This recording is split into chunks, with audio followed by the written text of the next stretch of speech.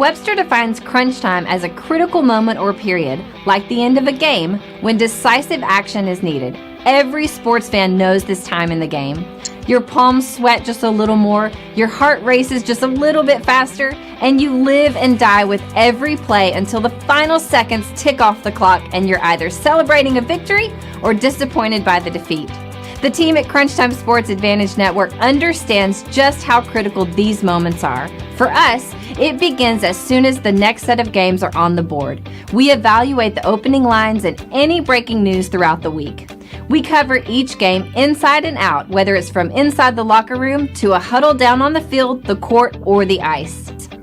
We take you inside the meeting room with scouts, coaches, and executives. We have our fingers on the pulse of all the sports that we cover: the National Hockey League, NBA, college basketball, college football, and the National Football League. We are the Crunch Time Sports Advantage Network, and we're here to help you find your sports advantage. After all the data has been crunched, we then turn it over to Kenneth for the best analysis around. His unique perspective in both understanding the data and how it applies to the game and how you win is the Crunch Time Sports Advantage. Are you ready? The Crunch Time Jet is fueled and ready for takeoff, and the Crunch Time Express is about to leave the station. Your VIP pass has been approved, so all aboard.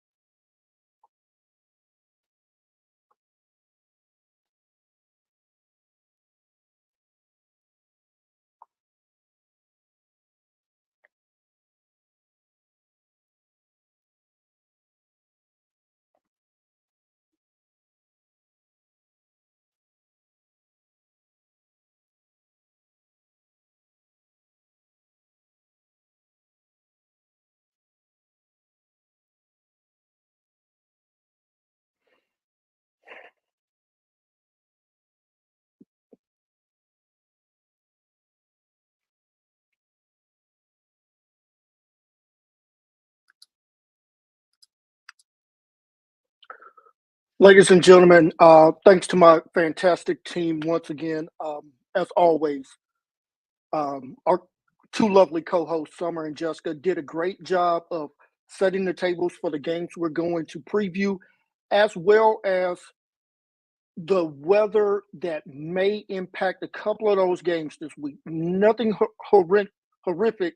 So as far as the games that we're covering, but bear that in mind if you're going to be betting some of these games. And first of all, our thoughts and prayers are with everyone in the heart of Florida in the path of that Hurricane Milton right now. So our thoughts and prayers are with you. We will, as always, keep you in our thoughts and prayers. But we're going to get back to the work that you expect us to do each and every week, and we will do so. Coming off of a performance last week, to quote the Pittsburgh Steelers head coach Mike Tomlin, we were not happy with those results. For us to go 8-8 last week, it's not the standard that we hold ourselves to. I take full responsibility in that, in missing some games and missing some key information as far as in the breakdowns. I will be better than what that record showed last week.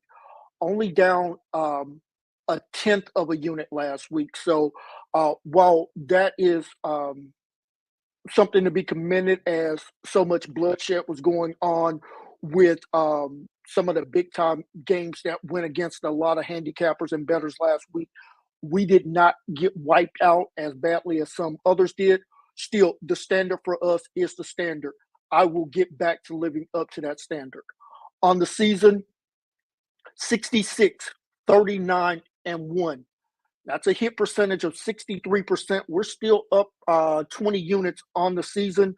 Once again, I will get better from this point going forward in the season. So without further ado, let's get into these game breakdowns, as we got some extra games on the board this week. But I'm going to play a little bit of something here to really kind of get my mind ready to get into these games. So let's get to it here.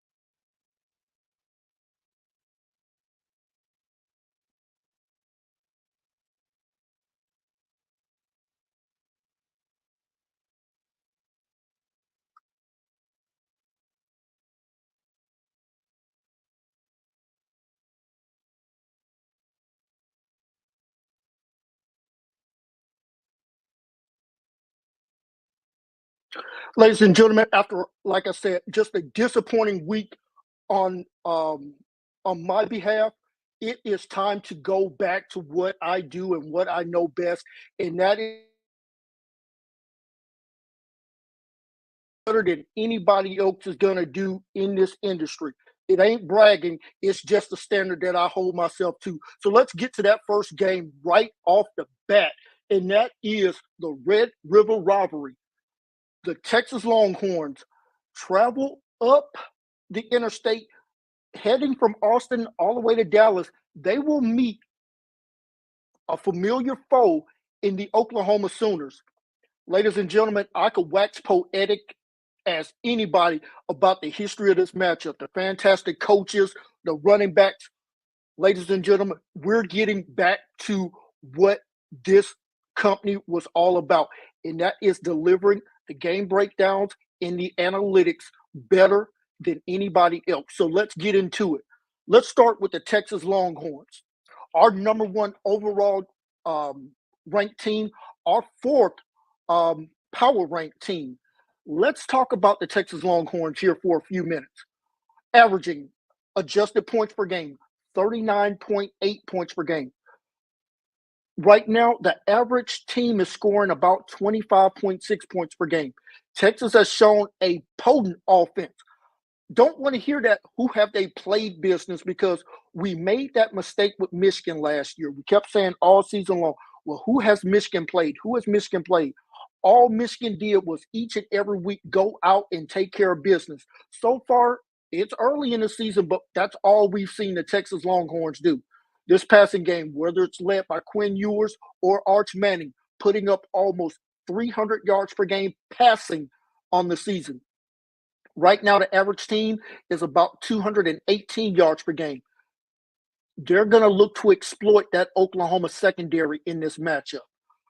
That Texas Longhorn running game that we thought would struggle, so far, so good, averaging almost 200 yards per game. Now, we know that they're going to be up against a stiff test going up against that Oklahoma front seven.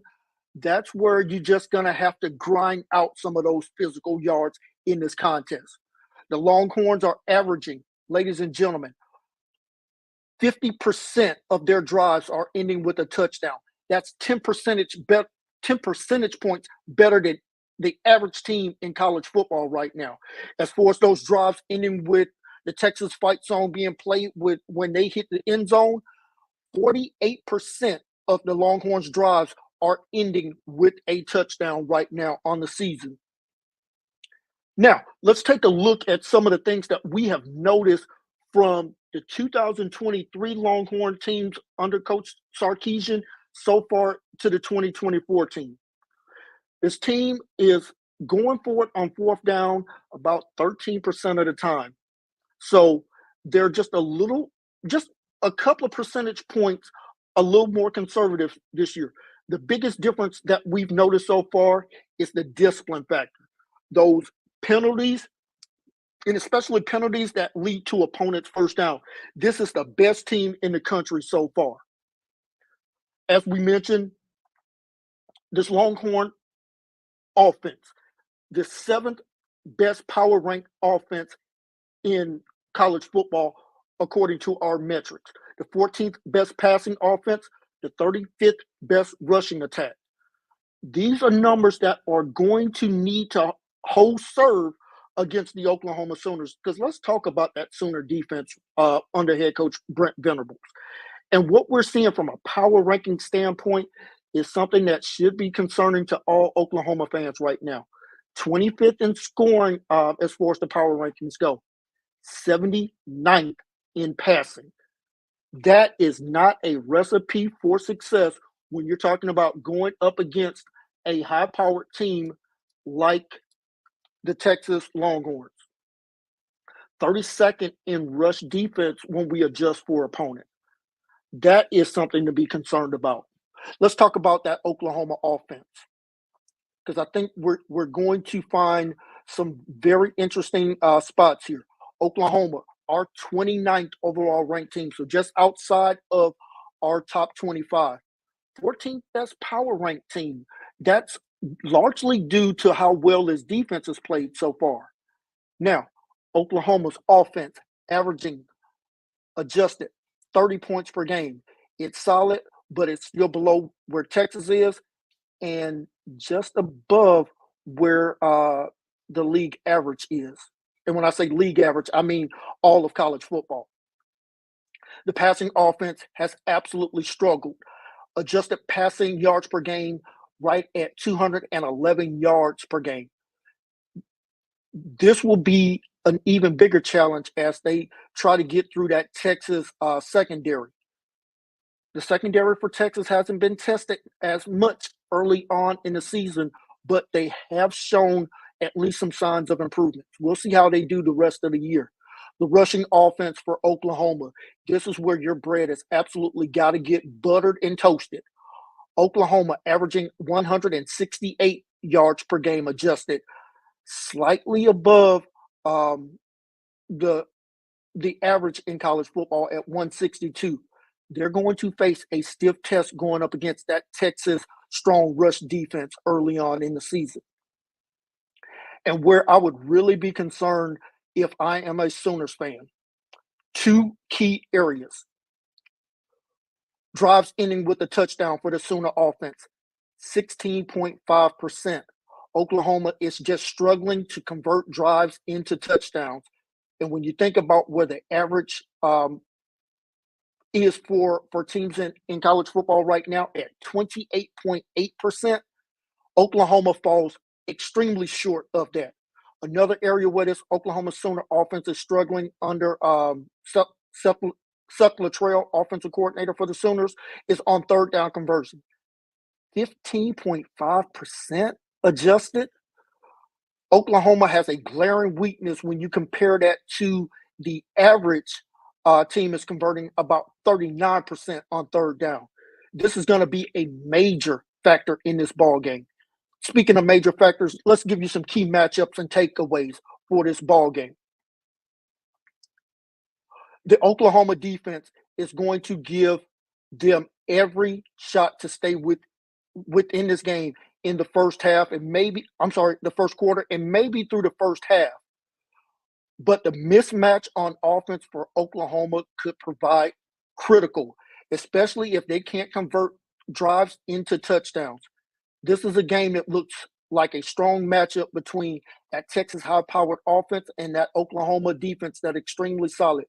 But the Oklahoma offense will absolutely need to find a way to break through that Texas defense if this game is going to stay competitive for a full 60 minutes. Our next matchup, we head out west to La La Land, and we find the Penn State Nittany Lions facing the Trojans of Southern California. And quite honestly, folks, this is a game that both teams need desperately. Let's take a look at that Penn State Nittany Lion offense as Penn State comes in as our number 11 ranked team. Power ranking just a little bit lower, only at 17 there. So just a little bit of difference there between their overall ranking and their power ranking. And what those numbers are giving me is an indication overall when we look at all three phases, your offense, your defense, your special teams. That gives us that overall ranking. Your power ranking is just a numerical number. Once we stack you up 1 through 135, how does your team look when we adjust for opponents in that number? So that's where that difference comes in at. Let's talk about this Penn State Nittany Lion offense. Penn State's offense comes in with an adjusted points per game at 24.9. We already talked about that 25.6 being the average. So indicates what that number indicates to me is Penn State is extremely balanced, but they are not explosive. And I'm sure once I get into those numbers here in just a minute, I think those power rankings will bear that out.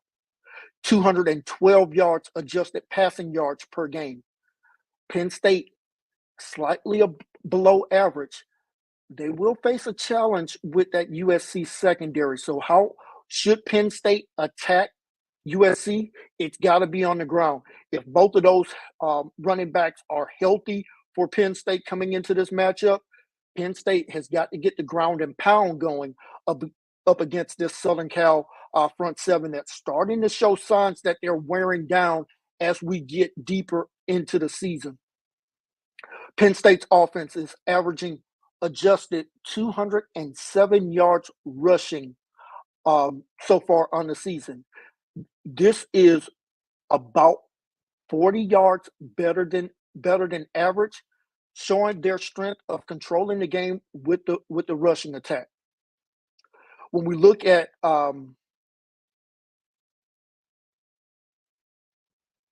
Penn State, what I really love about Penn State's offense right now, early on in the season, is their ability to convert on third downs. Penn State is converting at an amazing 50% on third down. This ability to excel at converting on third downs, well above the average in college football, and it's allowing Penn State to score more often on drives, whether it's a field goal or touchdown. They're doing that at about a 43% clip. They're also above average as far as ending drives and touchdowns at about a 37% clip. So Penn State showing some signs of getting this offense underway just a little bit more as we get into conference play. Let's take a look at some of those power rankings, and then we're going to talk about the USC defense here in just a moment. Penn State under James Franklin from last year to this year, a little bit more conservative than what we saw last year. This team last year, going for it on fourth down, last year they were about 13%. They basically cut that in half to where now 6.5%. They're trusting that defense a little bit more, but they're also converting third down at a much higher percentage. So they're not having to make those decisions to go for it on fourth down right now. Something to bear in mind as we continue on with the season. As I said, let's get into that Penn State power ranking numbers, and then we'll take a look at what they're going to be going up against with that USC defense, and then we'll flip it over to the other side of the ball, look at USC's offense versus Penn State's defense. Right now, Penn State comes in with the 74th power ranked scoring attack in college football. So just slightly below average when you think about it. We got 134 teams, so they're slightly below that midline point. 65th power ranked passing attack, right there at being average. Being average right now is about 67, so they're just a tick above that as far as the passing game. Where they're excelling at is the rushing attack. The Penn State Nittany Lions come into this contest with the 26th power ranked rushing attack. And when we take a look at those three units, and I said I would mention this, as far as explosiveness, actually, Penn State is a little bit better than what I thought they would be. They're 24th in explosive power rankings. That is something to bear in mind as we go on, not only into this game, but to the rest of the season. Let's take a look at what they're going to be going up against with that USC defense. This USC defense, right now, power ranked as the 20th best scoring defense in college football. That might be surprising to several people that are taking a look at that, but so far, Southern Cal has been able to excel in that area. Fifth best passing power ranked defense right now as we come into week 7. But here's where they absolutely struggle. 75th in rushing defense power rankings. I mentioned Penn State has to take advantage of that rush defense for USC, and especially as we get deeper into this contest. If you start to wear them down in the first quarter, the first half, maybe even into the third quarter, by the time we get to the fourth quarter, kind of like what we saw in Michigan, it's the cumulative effect of those body blows, which that's what I call a run game. Once you start to hit those body blows, that defense drops its hands down, and that's when you go for the knockout shot. Let's take a look at that SC offense now. USC's offense comes in averaging adjusted points per game 27.6, slightly above average, but not by a wide margin. They would need to increase their scoring efficiency to overcome that Penn State defense, where USC is going to have to make their bones in this ball game is that adjusted passing attack. When we look at those yards, USC is about 291 yards per game, well above the average in college football at about 218. And this has to be a key factor if they can exploit that Penn State secondary. That will definitely be the deciding factor in this ball game. Another team that does really well on third down, and that is USC, coming in converting about 48% on third down. just a little bit below where Penn State is, but still well above the average in college football. As far as drives ending with a touchdown, 1 out of every 3 USC drives are ending with a touchdown. A little bit below where Penn State is, but still well above the college football average there. And about half of SC's drives are ending with a touchdown. Once again, well above average. Let's take a look at those breakdowns for Lincoln Raleigh. And what we're seeing from Lincoln Raleigh this year compared to last year, they're running about let's call it about 7 more plays per game. The pass run breakdown is about the same from where it was last year. This team under new defensive coordinator Lynn is committing less penalties again this year, and especially penalties that lead to first downs for the opponent. That is a fantastic job by Coach Lynn there. And if this USC offense can apply some pressure on Penn State early in that ball game and put them in a trail technique, this will force Penn State out of their comfort zone in running the ball. So let's take a look at that SC offense. 61st power ranked offensive attack in college football right now as far as scoring. That's well below where SC needs to be at. 18th in passing as far as their power rankings go. 54th in rushing. And when we bear that in mind to where Penn State is on a defensive side of the ball, it is Penn State 15th best scoring defense as far as our power rankings go. 24th in passing defense and 50th in rush defense. This is where we're going to have to see which unit plays the best between USC's offense and Penn State's defense. Let's give you some keys for the ball game coming up in this contest. This game looks like a tight matchup between 2 well-rounded teams needing to get a win to stay alive in the Big Ten title race as far as who's going to go to Indianapolis.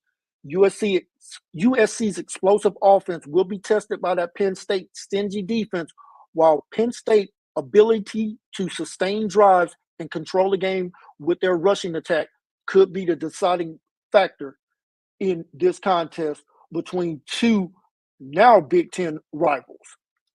Coming up in our next contest, we head to the Big 12 as the Arizona Wildcats kind of just hanging around in the Big 12 as they take on BYU. And why did I choose this game? Got to be honest with you, on the surface, this looks like this should absolutely be a slam dunk for BYU. Not everything is what it seems, as we found out last weekend in college football. So let's take a look at that Arizona State offense here. They come in as our 58th overall ranked team. Power rankings about the same. They're at 60. So what is intriguing about this matchup to me? Well, let's take a look into it. The Arizona Wildcats, when they're right on offense, they can put some points on the board. And when you're a slight underdog, being able to score is something that will keep you in a lot of ball games. Arizona's offense averaging about 27.8 points per game, slightly above that average, but still not super explosive as what we expected with T-Mac at the wide receiver spot and Noah at the quarterback spot. Want to see them kind of let loose this passing attack, which we really haven't seen them absolutely get cranked up to what the expectation was coming in. This Arizona offense comes in averaging about 276 yards adjusted passing on the season per game. 218 is the average. This will absolutely have to be a key in attacking that BYU secondary, because what we're not seeing is a balanced attack here for Arizona. Their offense is about almost 30 35 yards below average here, only averaging 127 yards per game on the ground. This team is extremely pass heavy, I should say, and that's why they need to get that passing yards up probably over the 300-yard mark per game if they're not going to be able to run the ball. Let's take a look at where this team is struggling. Ladies and gentlemen, what really stands out to me is this team is finding yards per play at 7.7, averaging almost 3 points per every drive that they have, scoring on almost 44% of their drives. But those drives aren't ending with touchdowns, they're ending with field goals. And the reason I can say that with absolute certainty is when I look at their drives ending with a touchdown, their drives ending with a touchdown is only 17.6%. This is a weak point, and Arizona struggles to finish drives with touchdowns well below the average in college football, almost 11 percentage points below that average. This is something that absolutely has to get better against BYU. And when we start to dive into some of those advanced metric numbers that I love looking at, what I just mentioned here in the rundown is exactly what we're seeing in those advanced metrics. 60th best scoring offense in college football, power ranking wise. 22nd passing offense, power ranking. 99th rushing power ranking. The efficiency metric, they are 60th. And drives ending with a touchdown, that power ranking is 104. Now, let's take a look at that BYU defense that they're going to be going up against because under coach Kalani Sitake, BYU is absolutely playing well above what we saw them so far. This team only had 5 wins in the regular season last year. They already are sitting at 5 wins now. So great job there by Coach Sitake there. BYU defensively, scoring, 12th best power rank defense in college football right now.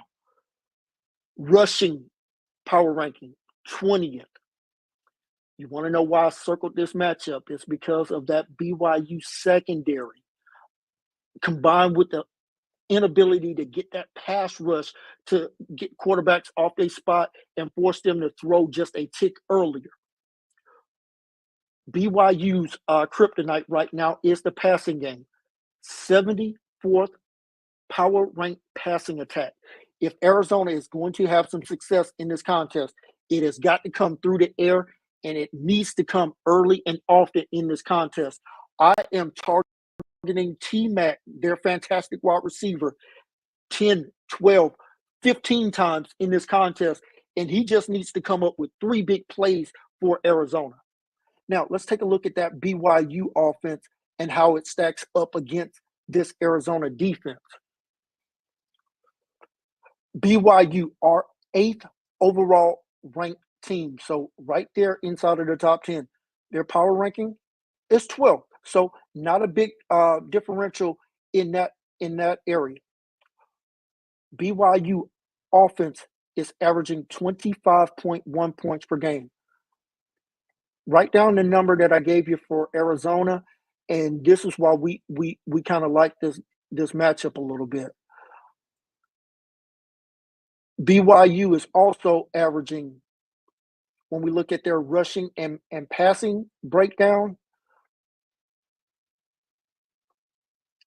BYU's passing game, 192 yards per game adjusted.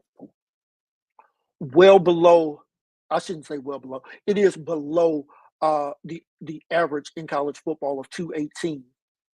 Their rushing attack, also below the NCAA average of 162.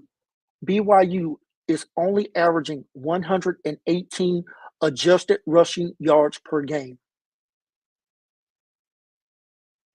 Their points per drive, right there with Arizona at about 2.9. Arizona's at 2.8, slightly below the NCAA average for both teams. I'm sorry, slightly above the NCAA average for both teams. I apologize for that mistake. Average points per drive per team per drive is 2.3. So correction there on my part. This team is averaging about 6.2 yards per play. Arizona's averaging 7.7. Scoring drives. BYU is scoring about 45% of the time on their drives. Higher than Arizona and the NCAA average, showing their ability to capitalize on their opponents. Drives ending with a touchdown, almost 31%. We know that is higher than Arizona's, which could play a key in a close ball game. BYU on third down is only converting 27%. This conversion rate is extremely low. It's below the NCAA average. It's also below where Arizona is. That's something to keep in mind. So let's take a look at those advanced metrics that I love talking about. 73rd power rank scoring offense in college football. 92nd in passing. 110th in rushing. Folks, let me just go to the game logs and see if I can't highlight how is this team 5-0 right now. They're +4 in the turnover differential.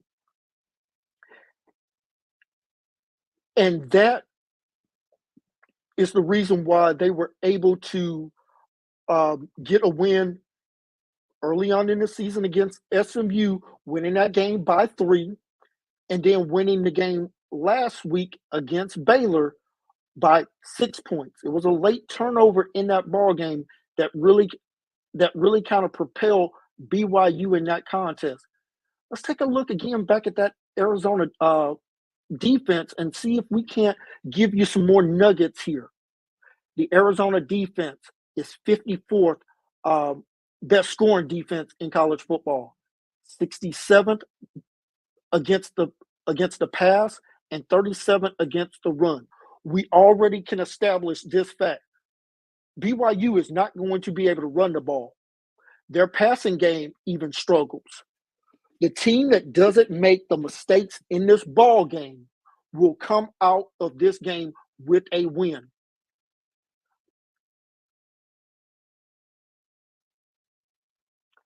Moving to our next game, and we're going to stay right there in the Big 12 as another big matchup with the Kansas State Wildcats heading to Boulder to take on Coach Prime, Shedeur Sanders, Travis Hunter, and that much improved Colorado Buffalo team right now. And ladies and gentlemen, let's start with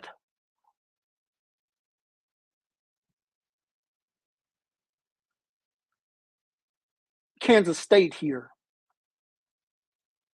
And Kansas State gives us some opportunity to really dive into some of the metrics that we absolutely love looking at. So let's take a look at this breakdown of this contest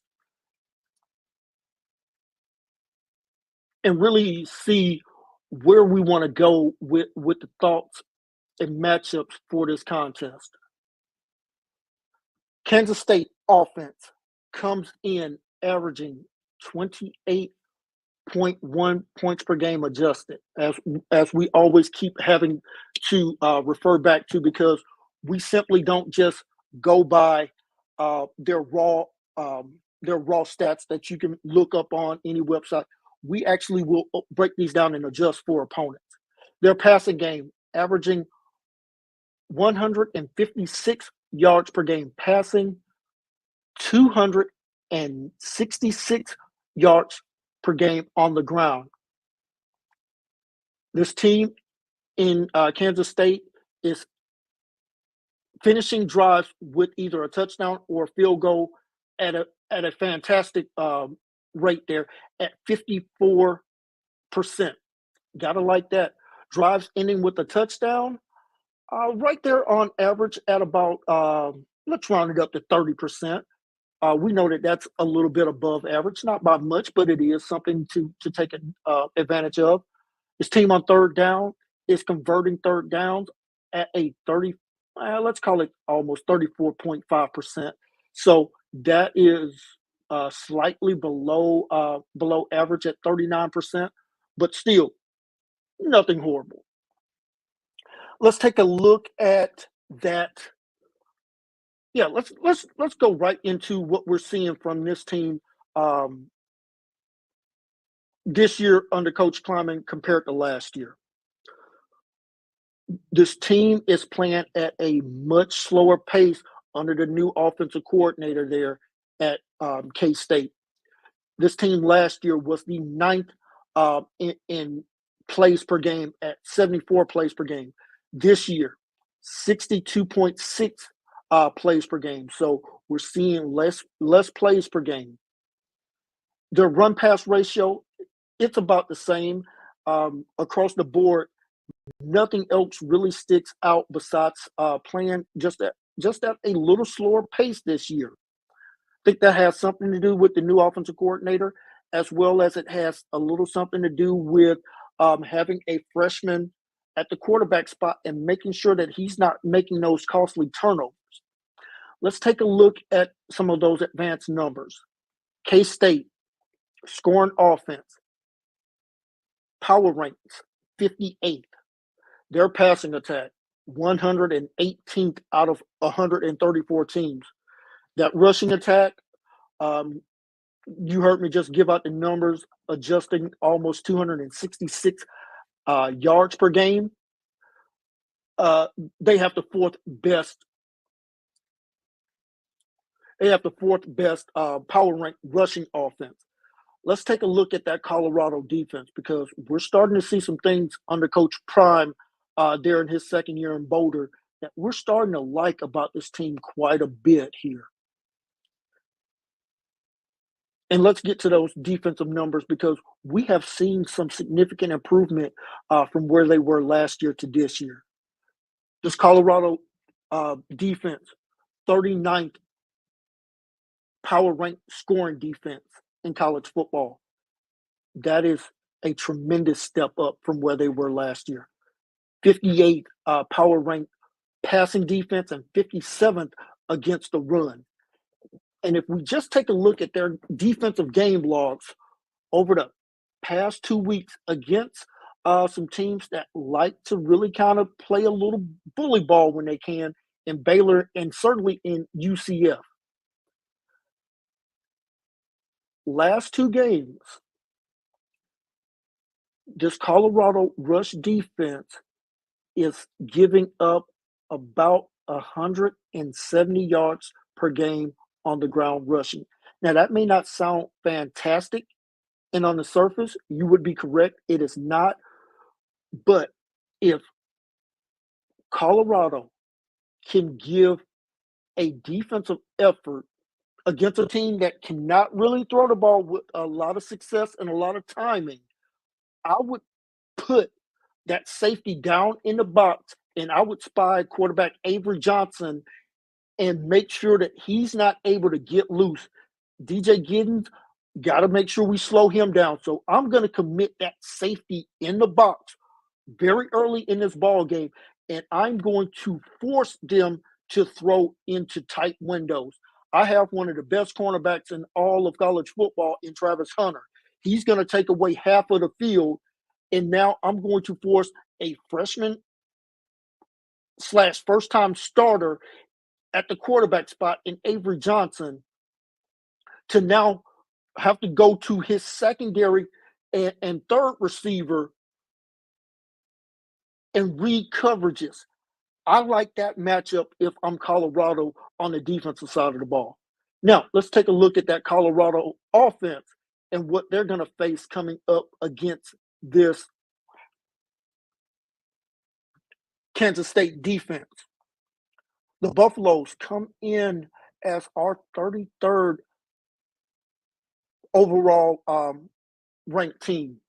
Kansas State, and if I fail to mention this, I do apologize. K-State is our 10th overall ranked team. So not that big of a difference there, but it is something that to take note of. This Colorado offense averaging about 27 points per game. So right around average, indicating a fairly balanced attack there as far as scoring ability. They're led by their passing game and Shedeur Sanders. Adjusted passing yards per game, 258 yards per game. Their passing game is absolutely their strength.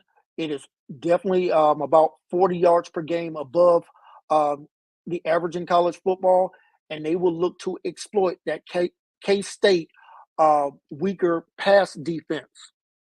We've also seen an improvement out of this rushing attack for Colorado. They are now averaging adjusted rushing yards per game, 124 yards per game. Now, yes, it is below the average in college football, but that's not how this team is going to beat you week in and week out. But the fact that they're absolutely starting to get some semblance of a run game, that is going to take some of those hits off of Shedeur Sanders, which that's what you want to see if you are a Colorado Buffalo fan in this contest. The yards per play, 6.1 yards per play. That is about a yard per play below where K-State's offense is, but still above the average in college football. Their drives ending with a touchdown, 38% of the time their drives are ending either with a touchdown or a field goal. That's right around where the average is. I mean, just a couple of about 2 percentage points off of that, but not horrible.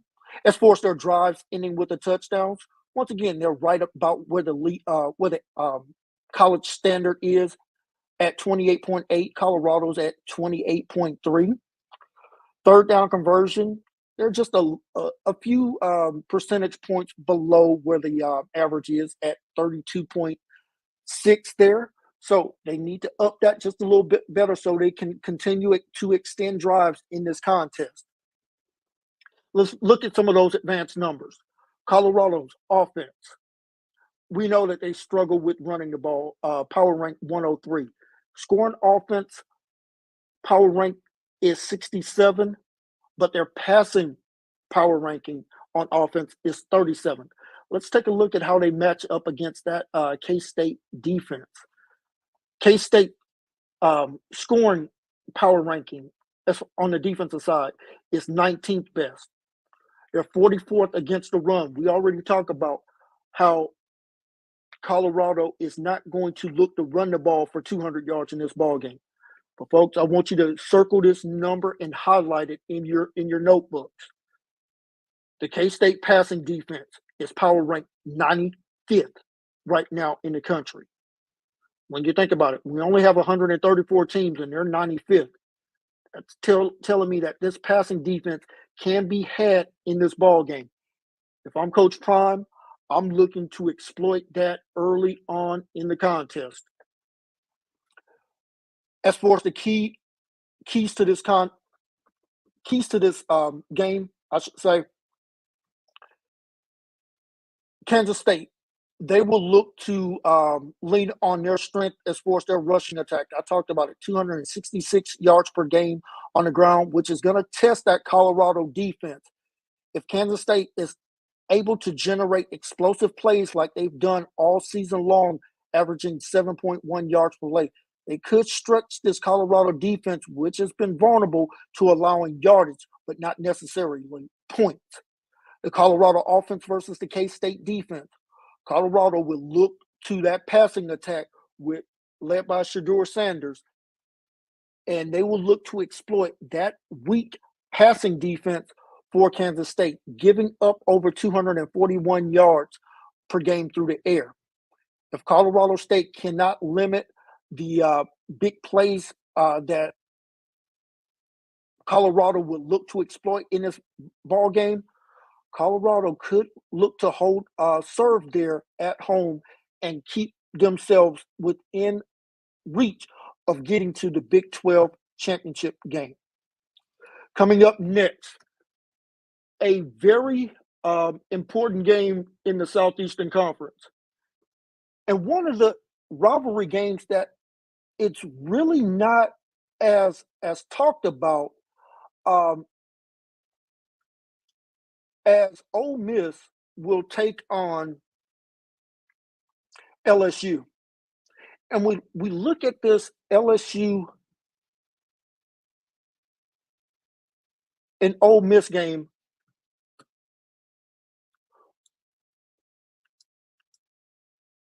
And when we look at this matchup with Ole Miss and LSU, as always, want to say a quick hello to all of our Ole Miss and LSU friends that are tuning into the podcast or the live show. I know that this is a rivalry game, so it is always important to say, buckle up, folks, because this is the Southeastern Conference and rivalries run deep, and no deeper than these two teams in Ole Miss and LSU. Both teams already with a loss on the schedule. Ole Miss is coming in conference against Kentucky. LSU goes all the way back to opening weekend there in Las Vegas against USC. So it is imperative that these two teams come out of this game in Baton Rouge with a win if they have any hopes of not only possibly making the SEC championship game, but certainly being able to get a invite into the 12-team playoff. So let's start right there with the visiting Ole Miss Rebels. Ashley, Miss Donna, Miss Patty, of course, my dear friend and mentor, Ole Miss Evie, and all of our friends at the Rebel Walk, as well as our friends at Ole Miss After Dark. We are here. And let's talk about your Rebels as they come in as our number 2 power ranked team, but overall ranking 15th. So there are things that we like about Ole Miss. There are some things that are not so good. So let's start right there with the Ole Miss offense and see how it stacks up against this LSU defense. Ole Miss comes in averaging adjusted points per game, 38.6 points per game. Ole Miss has a high-powered scoring offense, well above the NCAA average of where we have it at 25.6, making them a significant offensive threat. They're getting it done on the ground as well as the air. Jackson Dart leading this passing offense along with Trey Harris. Adjusted passing yards per game, 300 yards per game. Their passing game is strong, far exceeding that 218 yards passing per game average, allowing them to stretch the field effectively so far in the season. Their rushing attack has also been solid, 234 yards per game adjusted on the ground.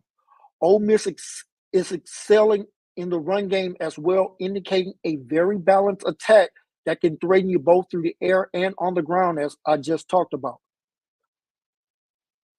536 yards of total offense per game, showcasing their ability to move the ball effectively, efficiently, and consistently.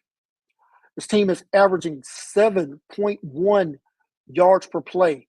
They're able to generate big plays in the passing game, usually on the receiving threat of one Trey Harris, who has just absolutely been phenomenal. And folks, I talked about him in the preseason. Trey Harris is one of the best wide receivers in college football. and is just doing a fantastic job. So far on the season, Trey Harris, 52 receptions, 885 yards, 17 yards per catch, and 5 touchdowns. If you look at it, Trey Harris is almost half of all of the receptions for Ole Miss. Jackson Dart, we need you to start finding some of those other wide receivers on this offense. Juice Wells that you brought over from South Carolina. Priesthorn, the tight end. You need to start finding him. Watkins, you got more weapons. Let's get them involved in the ball game, Lane Kiffin. Wake up, man. Let's go. We're in conference play now. The time for worrying about getting guys individual awards is now over. You are now in a dogfight in the second half of the season to get to where everybody in the preseason thought you would be, and that's the college football playoffs.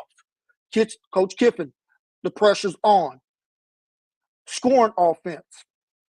As far as drives ending with a field goal or touchdown, Ole Miss 20 percentage points higher than where the average is. 60% of their drives are ending with a touchdown. We need to start seeing more of that now that we're in conference play. Drives ending with touchdowns. Again, an impressive touchdown rate. 52% of their drives are ending with a touchdown. We got to see that this weekend against LSU if you're an Ole Miss fan. Third down conversions, 45%. Just about 6 percentage points better than the average. This is indicating offensive continuity. We got to just see it game in and game out, regardless of opponent, Ole Miss. Ole Miss, let's talk about your advanced metrics right now, because that's something that I think is going to need to show itself this weekend, both from the offense and the defense. When we look at it, 11th best power ranked scoring offense in all of college football. The same can be said for their passing offense, also 11th. 10th power ranked rushing offense in college football. And when we look at the 3 E's, their efficiency, effectiveness, and explosiveness, all within inside of the top 35, and 2 of those, they're inside of the top 10.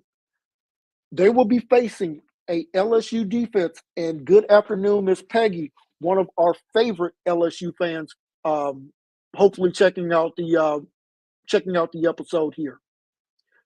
This LSU defense, we have thoughts, we have concerns, we have some worries, because this LSU defense, adjusted points per game, 25 points per game allowed. This defense has shown they haven't progressed nearly as much as the fans in Baton Rouge would have hoped for at this point.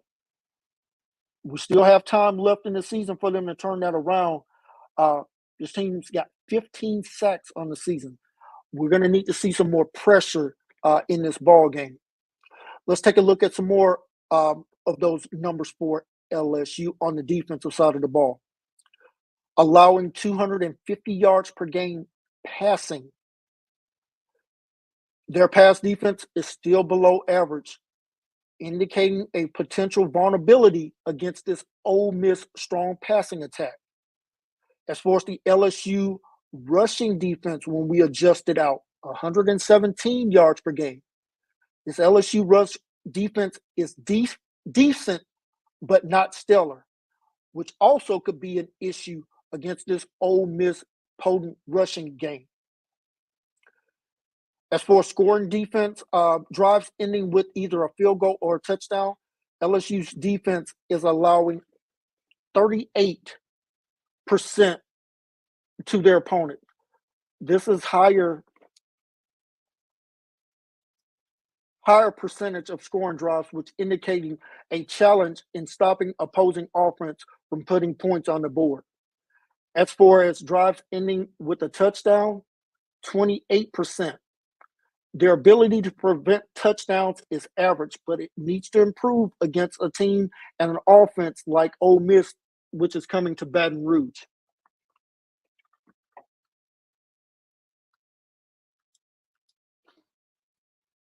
And when we take a look at some of those advanced metrics numbers for LSU, 66th in scoring defense as far as the power rankings go, 24th against the run, but folks, 101 against the pass. If Ole Miss is going to attack this defense, I think it needs to be through the air, and I think it needs to be early on in this ball game, and I think it needs to be often.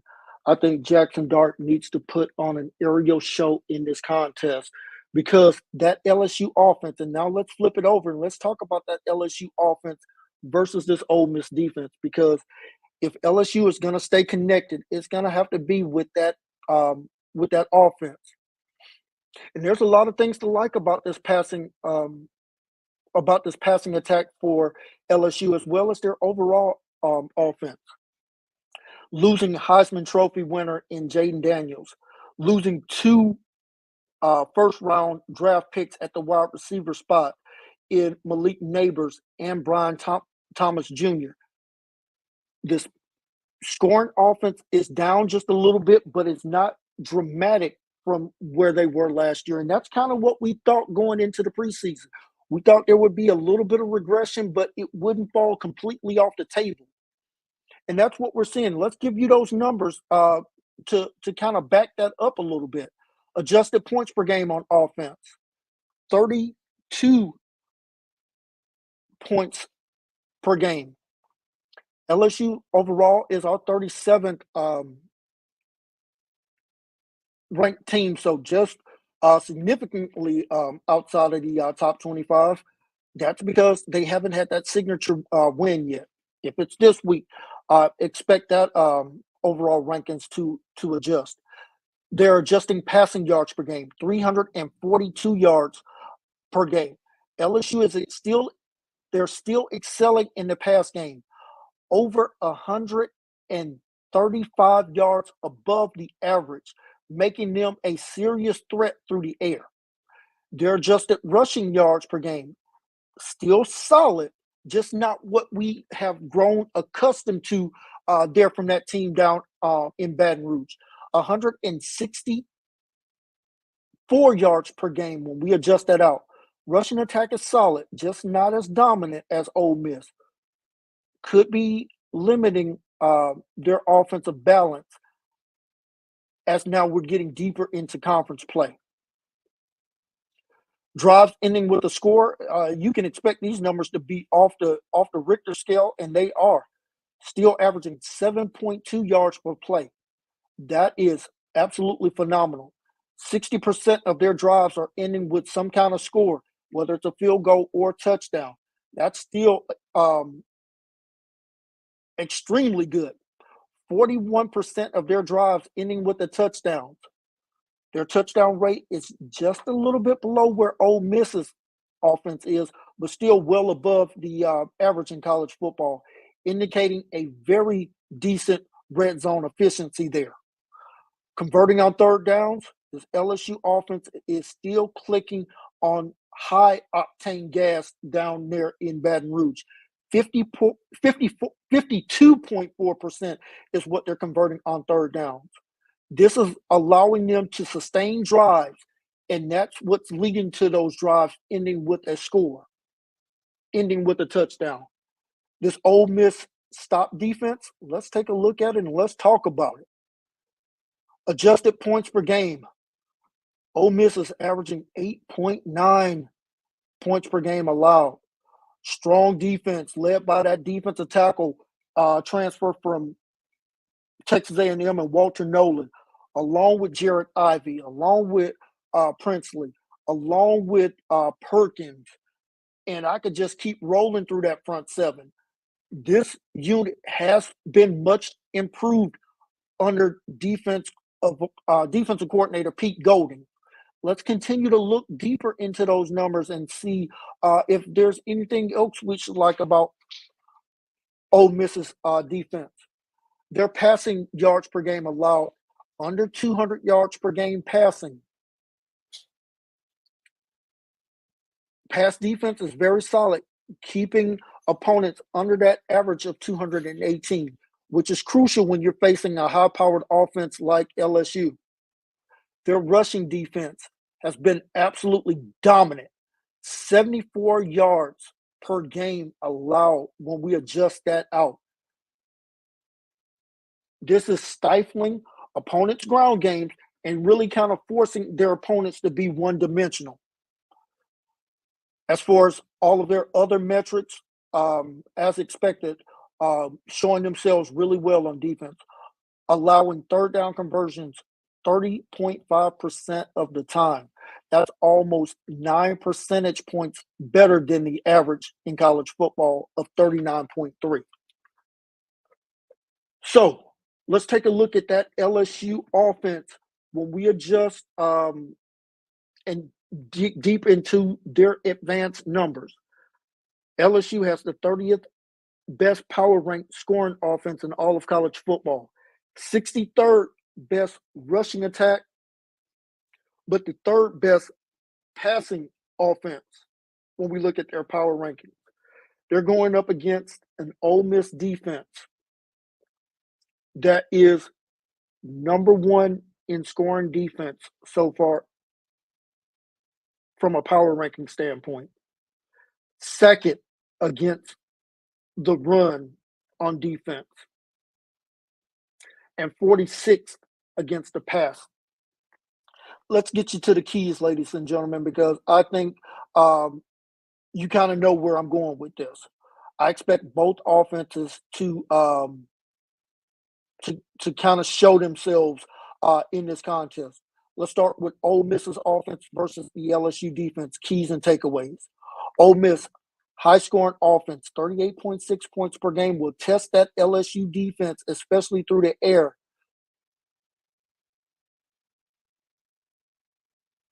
Ole Miss being able to get it done on the air and on the ground, LSU would need to tighten up their defense if they have a chance of staying connected in this ball game. On the other side, LSU's offense versus that Ole Miss defense. This LSU passing attack is their strength, but they will be facing a formidable Ole Miss defense, only allowing less than 9 points per game. LSU needs to find a way to exploit the weakness in that Ole Miss secondary when they can, while maintaining some sense of balance with that rushing attack. And they're going to have a challenge with that Ole Miss front seven. You need to see LSU kind of spread them out a little bit more and see if they can't hit some seams and hit some gaps in this matchup. This game promises to be an offensive showcase with Ole Miss ability to score quick and LSU potentially able to keep pace through the air. However, this Ole Miss defense could be the difference maker in limiting LSU scoring opportunities, making them a likely favorite in this matchup. And that's kind of what we're seeing with the point spread there. And folks, now let's get to a surprise pick for our Matlock and Julie Balls to the Wall game of the week. And that is, and a quick plug for our guys there. Matlock, Julie Balls, they host a fantastic radio show on 850 The Ticket. I have a pleasure of joining them in the 10 o'clock Central Hour on Wednesdays and Fridays. Matlock, big-time Auburn fan. Of course, Julie Balls, big-time Tennessee fan. And just absolutely love what they're doing with their show. And as it continues to grow, always honored to be one of their weekly guests two times out of the week. So if you have a chance, you can stream that on 850sportsradio.com and also give them a follow on Twitter at Matlock850. So Matlock, Julie Balls to the Wall, game of the week. Julie Balls, we are going to Rocky Top, Tennessee. And that's where we find a very interesting matchup. And folks, we like interesting.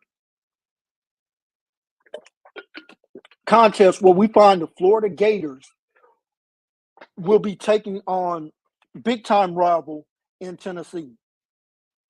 Tennessee's coming off of a excuse me, disappointing loss in Fayetteville last weekend to the Arkansas Razorbacks.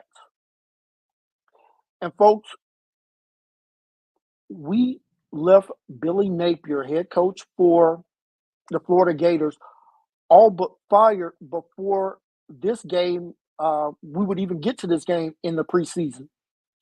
What we've seen from the Florida Gators in the last 2 weeks has been encouraging, both from the offense and the defensive side of the ball. That's why we chose this matchup with Tennessee, because of some things that we have not liked from the Tennessee Volunteers. So let's get into this matchup here with the Florida Gators and the Tennessee Volunteers, because, folks, you heard it in the lead up.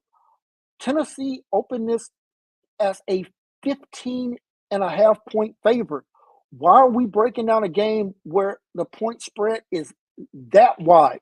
We normally don't do that on this show, except when we find an outlier.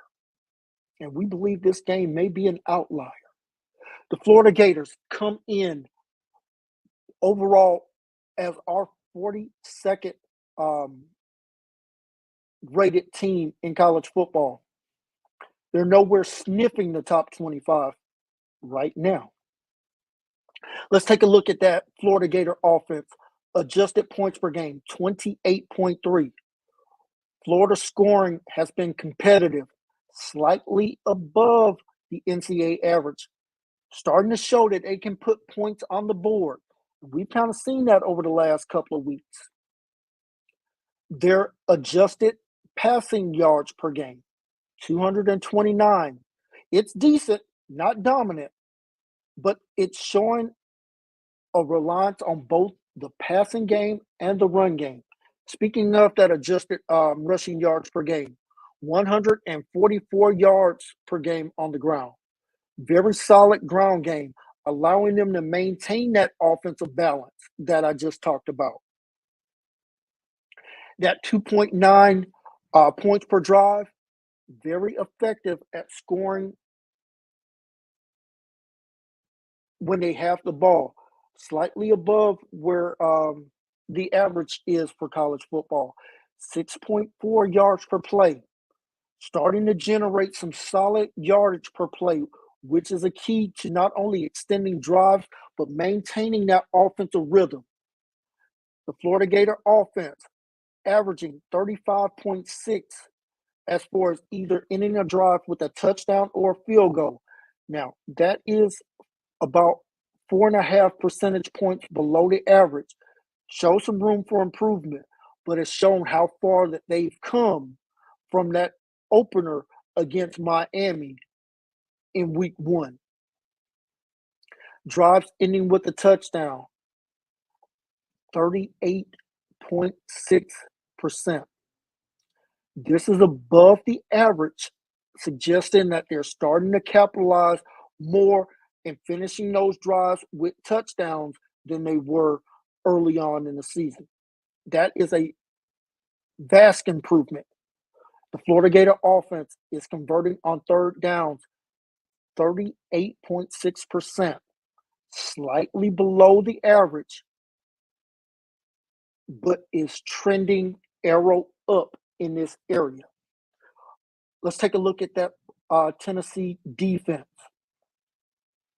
This Tennessee defense has absolutely been phenomenal, as Tennessee comes in overall as our 23rd ranked team. Slid down just a little bit because of that loss last weekend, but still within the top 25.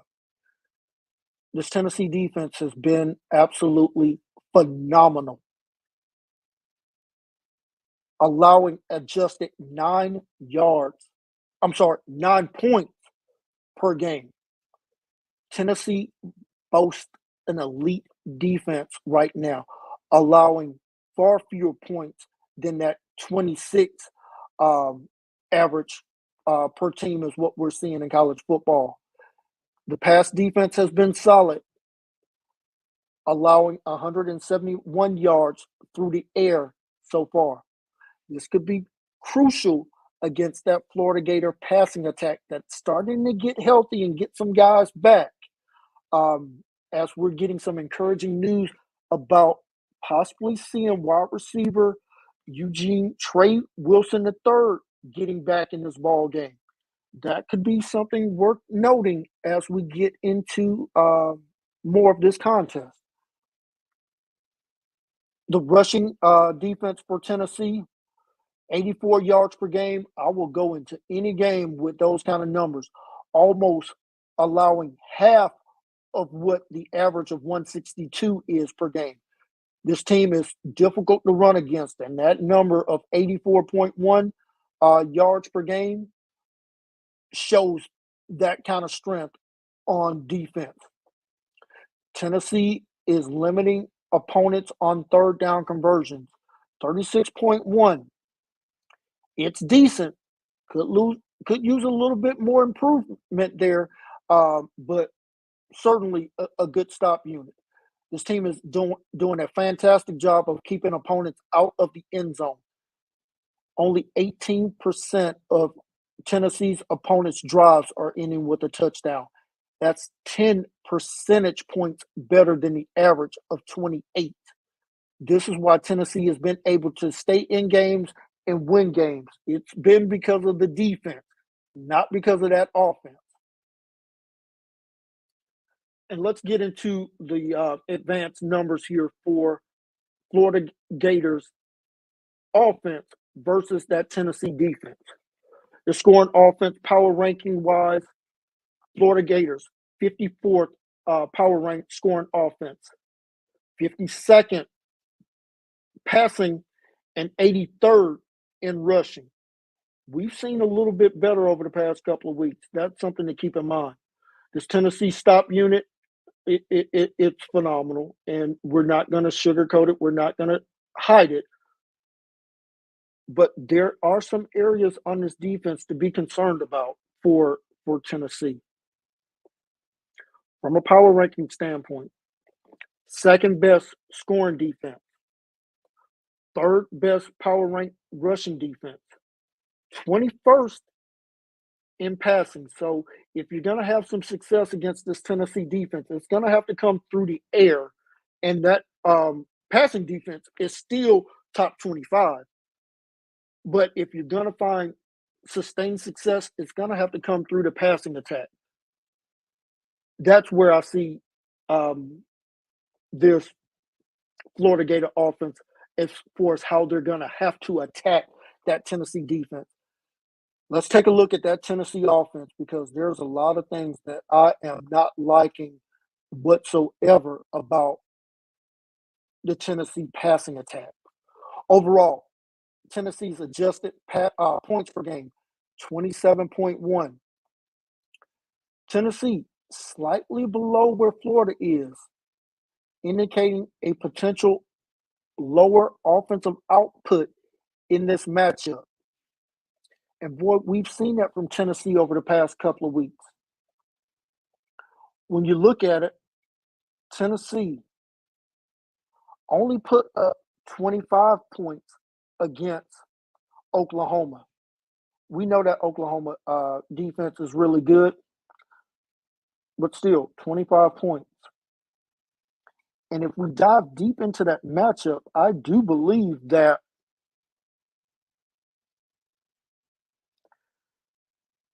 Tennessee really took advantage of some short field position in that ball game with some of those Oklahoma turnovers. What we saw last weekend, Tennessee only scored 14 points in that loss against Arkansas. When your defense holds an opponent to under 20 points, Tennessee, you need to win every ball game. So the problem area has been the offense, not the defense. Passing yards per game. When we look at those adjusted numbers, Tennessee, 182 yards per game passing per game.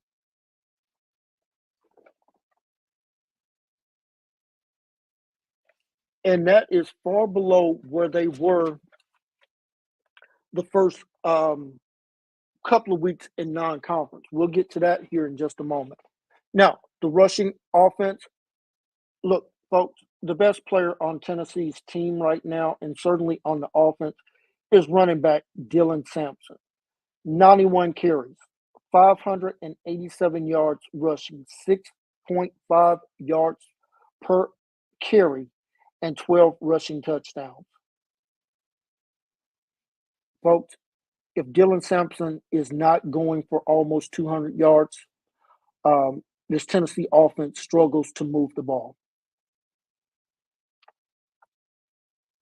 This Tennessee offense, 5.8 yards per play.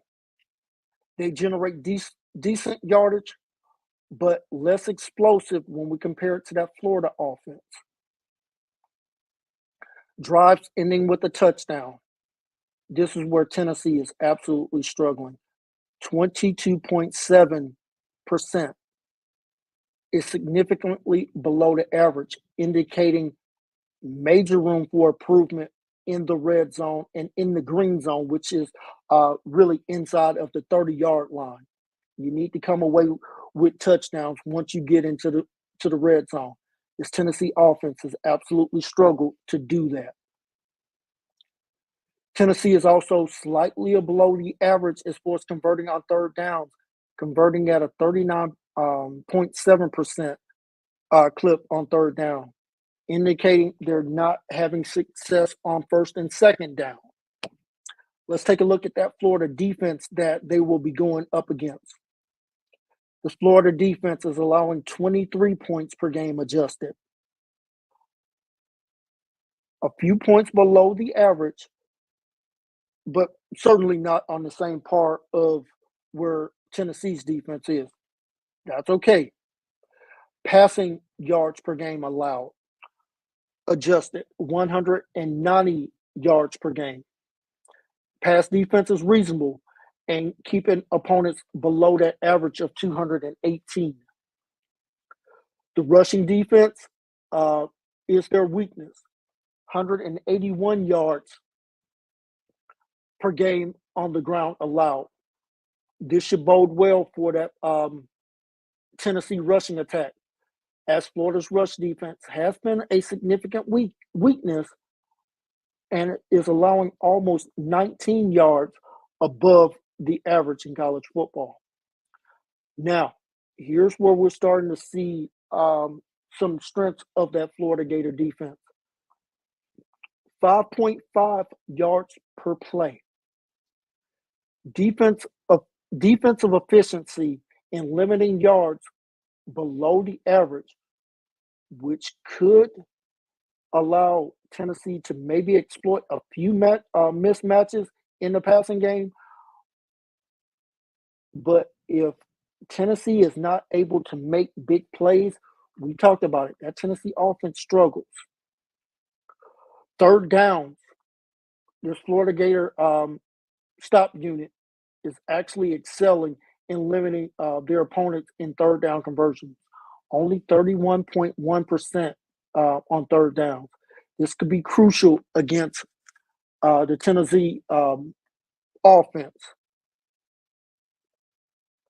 Now, let's take a look at the Tennessee offense and how it stacks up in some advanced numbers against this Florida Gator defense. Tennessee scoring offense, power rank 64th. Rushing offense, 44th. Passing power rank, 103. Folks, we got 134 teams in college football. This Tennessee passing game, it has got to get going. They're going up against a scoring defense in Florida that is power rank 56th. 89th against the rush, 34th against the pass. Folks, I'm going to give the key right here, right now. With with Jason Marshall, the third playing cornerback, I'm putting him on Thornton. I'm double teaming Brew McCoy if he's back. I'm going to make Nico beat me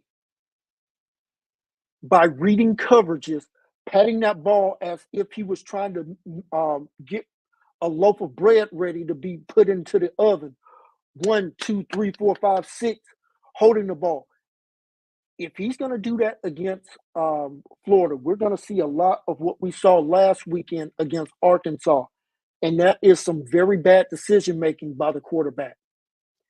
If I'm Tennessee in this ball game, Julie Vols, Florida, Tennessee fans, here's what I'm going to do.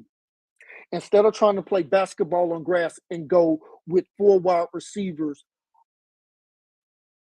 a majority of the offensive snaps, I'm going to shrink the field down and I'm going to get into 12 personnel, 1 running back, 2 tight ends. I'm going to shrink the field down and I'm going to expect my 2 wide receivers to win one-on-one, but I'm going to put this game into the hands of Dylan Simpson. I'm going to give this young man the ball 25, 30 times if need be in this contest. Because what I saw last weekend, I saw him have 22 carries for 138 yards. Now, that was aided by a 53-yard run.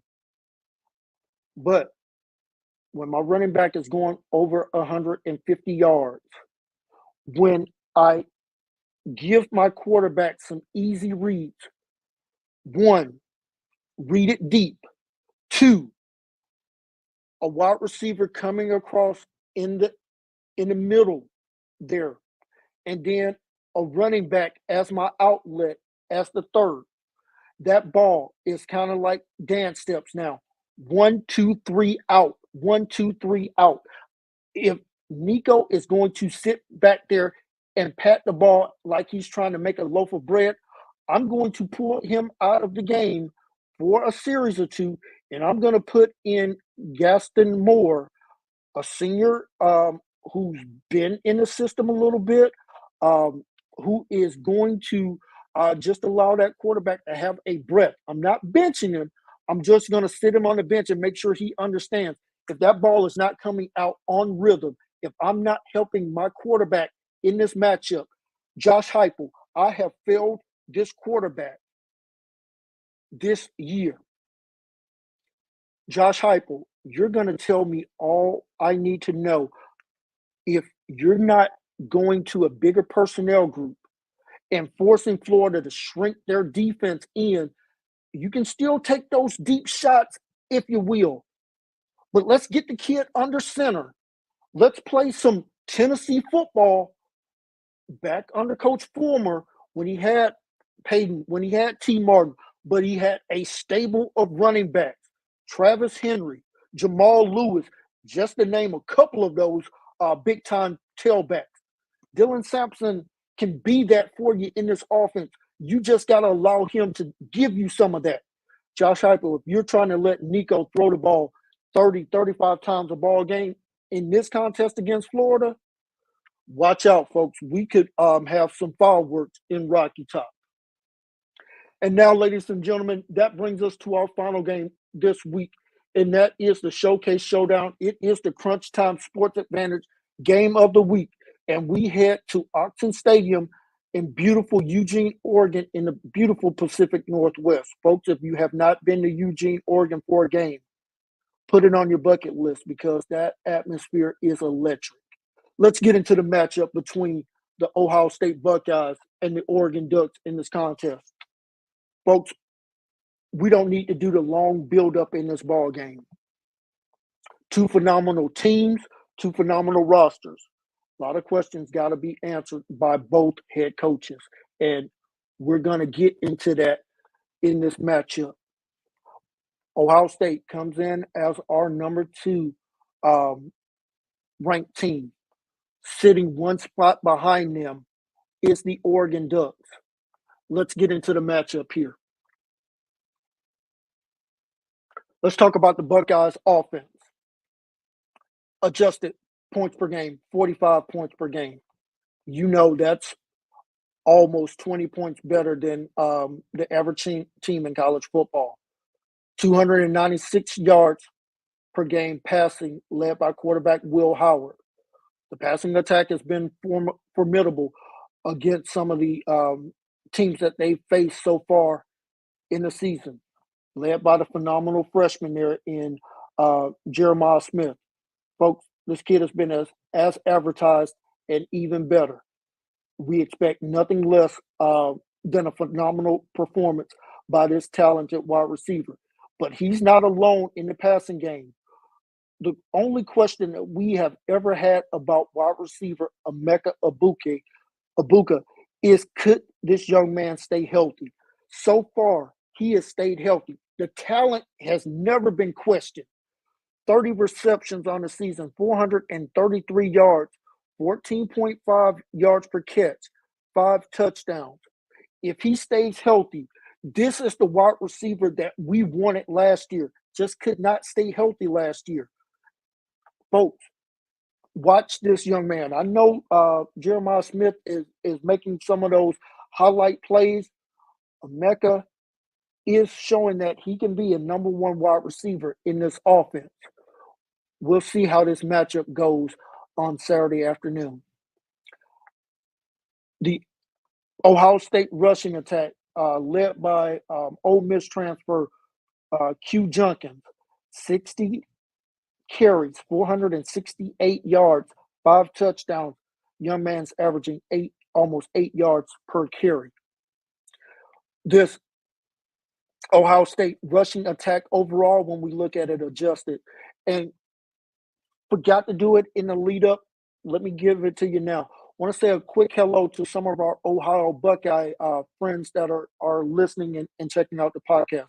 My dear friend Amber Holly, Lindsay, all of you guys that are big Buckeye supporters. We got your team 2 weekends in a row because they're starting to play some significant opponents in big-time matchups. Back to the Ohio State rushing attack, 214 yards per game adjusted on the ground. They pose a strong ground attack, providing that balance and keeping defenses guessing. So Chip Kelly is showing that balance attack that we've come to see over the past few years from this Ohio State offense. It's continuing under offensive coordinator Chip Kelly as he's running this offense now. 3.4 points per drive. Scoring efficiency is outstanding, translating into points. That's how you average 45 points per game. Folks, the rest of their numbers, they are what you would expect. They're good on third downs. They're good in drives ending with a score and good with drives ending with a touchdown. They're going up against an Oregon defense here that's going to present some challenges here. The Oregon defense averaging 15.5 points per game allowed. Oregon's defense is solid, certainly allowing 10 points below where the average of 26 is. This Oregon pass defense, 172 yards per game allowed. This pass defense has been reasonably effective, keeping their opponents below that average. Same can be said for their rushing defense, allowing 93 yards per game adjusted. Oregon has a strong rush defense, significantly limiting opponents' ground game. That's going to bear important in this matchup. As you would expect, the Oregon defense, great in these 4 areas, allowing 4.3 yards per play. That is just absolutely phenomenal. Scoring drives by their opponents, 29%. Opponents' drives ending with a touchdown, 8.4% on defense. And this Oregon defense is getting off the field on third downs. Their opponents are only converting 21% on third downs.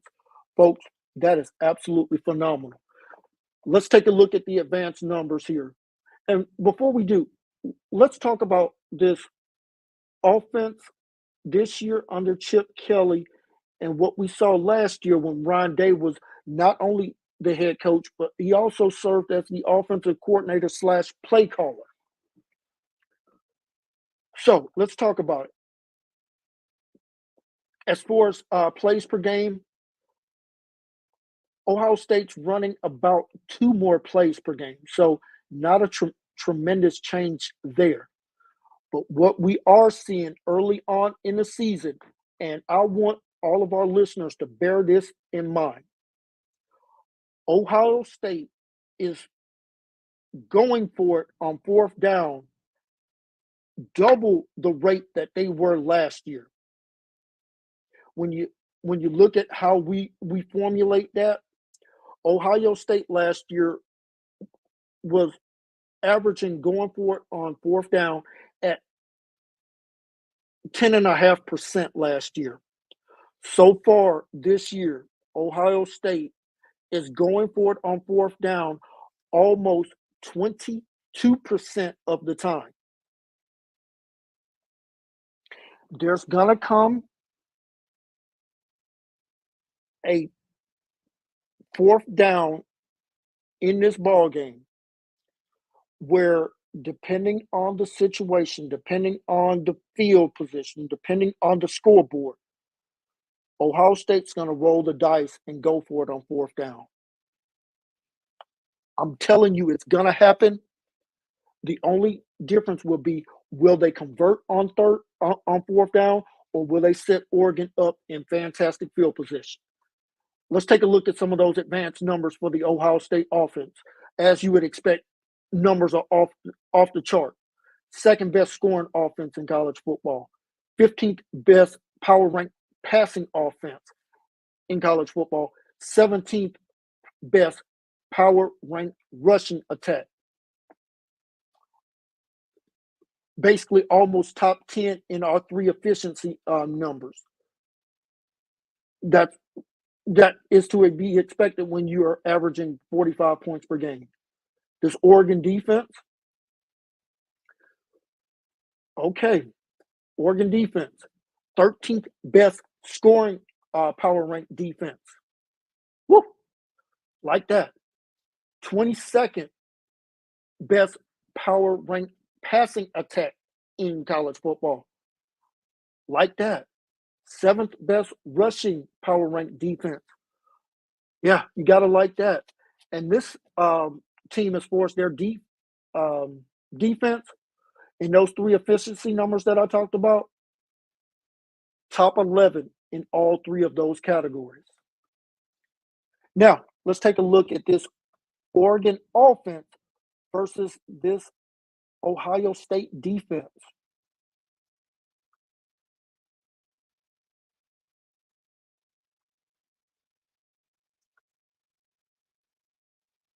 Oregon offense averaging 32.6 points per game, showing that they are very competitive in putting points on the board. Dylan Gabriel, we got to see you take care of the ball a little bit more. Throwing those 2 interceptions against Oregon State. That game should have had a little bit more distance than what we saw against Michigan State last week. Got to clean that up, Dylan Gabriel. We'll talk about that here in just a moment. This Oregon passing attack. And shout out to our good friend, Coach Megan, listening to the breakdown, as she is a big Oregon Duck fan, along with our favorite little duck, who always gives us the touchdown Oregon every time that they score. So love our little duck there. This passing attack for the Oregon Ducks adjusted 253 yards per game. That passing game is strong and enabling them to stretch out opposing defense and create scoring opportunities. This rushing attack for the Oregon Ducks, led by Jordan James, 88 carries, 552 yards, 5 touchdowns on the season, averaging a strong 6.3 yards per rushing attempt.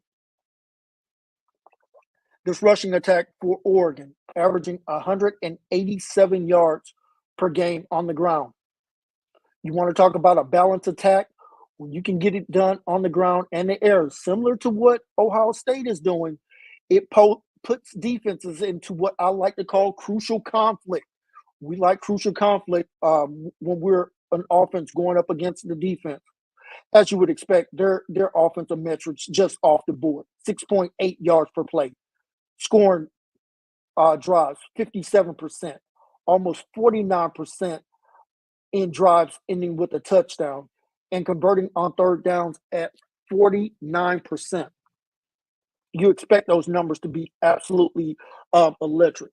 Let's take a look back at that Ohio State stop unit under Jim Knowles.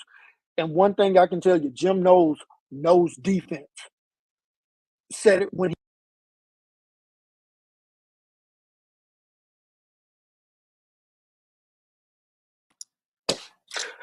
when he came over from Oklahoma State, that this Ohio State defense would be phenomenal under him. It has absolutely been that in all of a bag of chips. Ohio State adjusted points per game allowed 10.6. That's just absolutely phenomenal. 148 yards per game is what Ohio State is allowing to their opponents. Well below the average. 100 yards per game rushing. Once again, Ohio State has a strong rushing defense, limiting their opponents, and that is very crucial when you're talking about going up against a balanced attack. And as you would expect, Ohio State's just absolutely lights out in these numbers. 4.5 yards per play allowed. Scoring drives allowed, 16%. Drives ending with a touchdown, 6.3%. And opponents against this Ohio State defense converting only 24% of the time. That's to be expected. And here's what I want you to bear in mind. I gave you where Ohio State was in 2023 versus 2024 going for it on fourth downs. We're seeing the opposite in Dan Lanning this year. Last year, Lanning was going for it on fourth down about almost 19% of the time. This year, only 5% of the time. Dan Lanning knows that he let the Pac-12 championship and a playoff spot get away last year against the Washington Huskies because of some of those uncalculated moves on fourth down. We're starting to see a little bit more maturity here with Dan Lanning.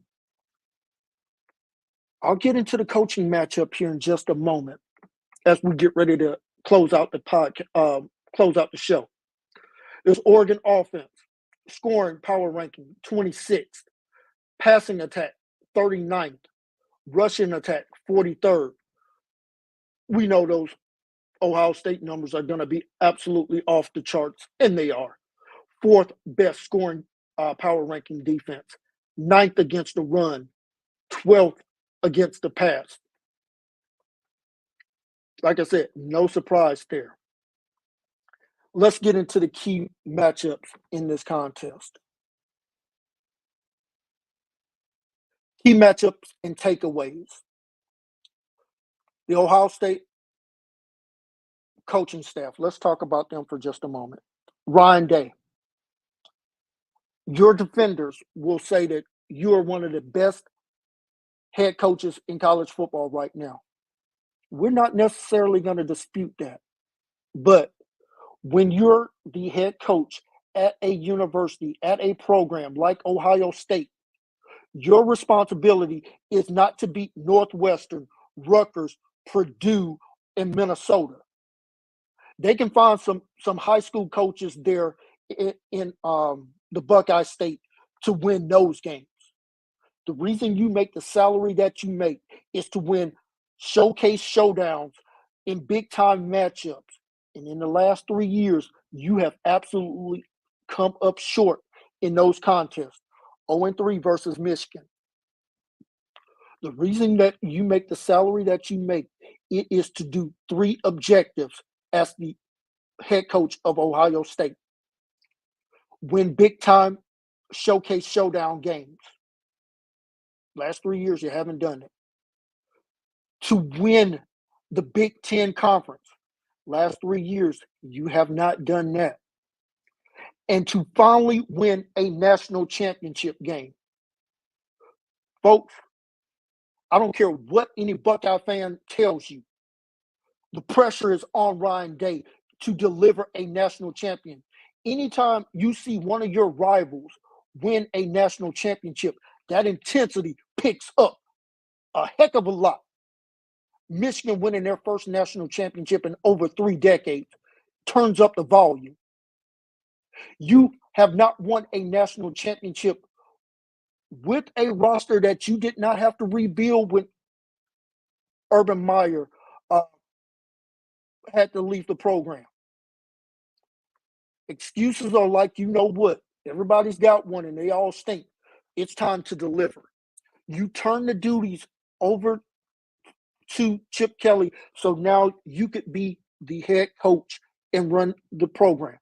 This is a game where I need to see you coach, not playing checkers, but playing like Bobby Fischer and a chess master. Speaking of head coaches that absolutely wet the bed last year, I talked about it with Dan Lanning. You blew those 2 big games against Washington last year because of coaching malpractice. Let's see, in your first real test this year, can you pass the test? Because Phil Knight and some of that NIL money that you have had the checkbook to are going to expect results this year, not in 3 or 4 years. You have a roster. Let's go. Whichever coach doesn't make the critical mistake in this ballgame will be the coach that wins. We talked about it. One of my former mentors, and Frank Beamer, always said, coaching will win or lose you 2 games every year. So either your coach is going to help be responsible for 2 wins every year or be responsible for 2 losses because of the decisions that they make. We'll find out which coach makes the critical mistake in this ball game, not so much the best decision in this ball game. Taking points early on in the ball game will be very significant in this contest. Folks, 2 great offenses, 2 great defenses. This is going to be a clash of elite offenses, solid defense. The Ohio State offensive firepower will be tested against that Oregon defense. The same can be said about the Oregon offense. Needs to be efficient in scoring to keep up with the Buckeyes. I expect a very highly competitive and entertaining game. Keep an eye on that total. We have thoughts about that. Folks, that is the breakdown for Ohio State and Oregon. I expect, like I said, a phenomenal game in this contest. And a game that we're going to be keeping an eye on, kind of below the radar, but we're definitely going to keep an eye on, and that is the Iowa State Cyclones traveling up to Morgantown to take on the West Virginia Mountaineers. Just a quick thought on this game. I'm going to say the key to this matchup is, can that Iowa State very good passing offense keep pace with that West Virginia offense? Iowa State projecting to score about 24 points in this ball game, while we're projecting West Virginia to be at about 30 points per game. Could this be a case where wrong team is favored in this contest? We'll find out on Saturday afternoon. Other games that we'll be keeping just a quick eye on in the country. And we're going to be looking at a contest between, let's go down to the Bluegrass State, Kentucky versus Vanderbilt. not normally a game that we would be talking about, but Vandy coming off of that emotional win last weekend at home, upsetting Alabama, that was a 3-touchdown favorite in that ball game, winning 40-35. We'll see if Coach Lee can bring that team off that high and be ready to do battle with Kentucky this weekend. Ladies and gentlemen, we have run a little bit longer than what we're used to, but the team that needs to absolutely show me something this week is the Pitt Panthers. Pitt, 5-0 on the season. Cal coming off a heartbreaking loss, uh, blowing a 3-touchdown lead there in the fourth quarter to Miami. We'll find out if Cal is starting to run out of gas. Pitt, Cal, one of you teams, show me something. Ladies and gentlemen, that is our show for this weekend, week 7. We got some fantastic games on the docket. And on behalf of my fantastic team, our co-host, Jessica and Summer, our senior betting analyst, Billy, this is Kenneth, senior analyst for the Crunch Time Sports Advantage Network. Want to say once again, as we get ready to sign off, our thoughts and prayers are with everyone in the eye of that storm, expected to hit landfall sometime early Thursday morning.